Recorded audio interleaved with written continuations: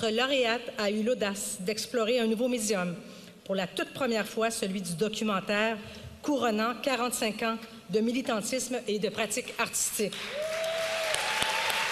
Avant même que le nom de la lauréate du 38e Grand Prix du Conseil des arts de Montréal ne soit nommé, les applaudissements ont surgi au sein du public. Alors, pour avoir raconté avec authenticité la résistance de 1990 dans le regard des femmes Mohawks, avec son film Ganatans, When the Pine Needles Fall, le 38e Grand Prix est décerné pour la toute première fois, d'ailleurs, on tient à le souligner, à une artiste autochtone, Katsitsakwas Hélène Gabriel.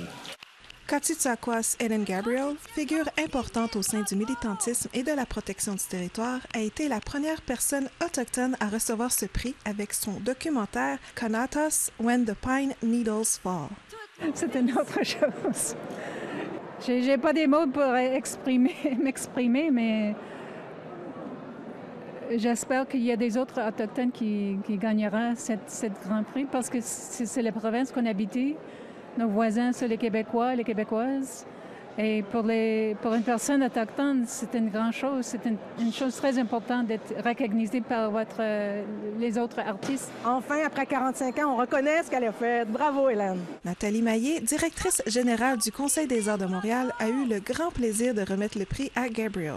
Le Grand Prix du Conseil des arts de Montréal, c'est un moment où est-ce qu'on veut s'arrêter et se dire qu'est-ce qui a marqué et qu'est-ce qui pourrait historiquement avoir une référence au sein de Montréal.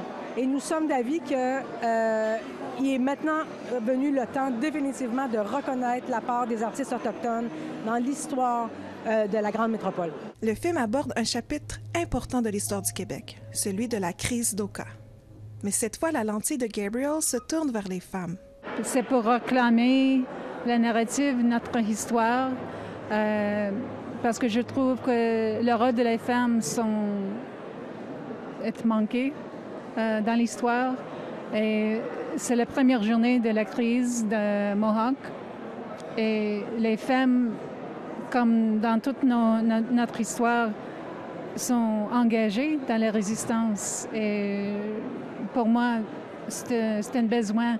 When I went and congratulated Ellen, I said, it's our time. Kasanehawe Skydeer, grande chef de Kanawagé, et le chef de l'Assemblée des Premières Nations Québec-Labrador, Ghislain Picard, ont pu féliciter personnellement la gagnante. Qu'on puisse reconnaître que finalement, comme peuple autochtone, nous sommes aussi capables finalement de trouver notre place dans le milieu des arts, dans le milieu de la culture, au même titre que le voisin. Moi, je pense que c'est de toute beauté.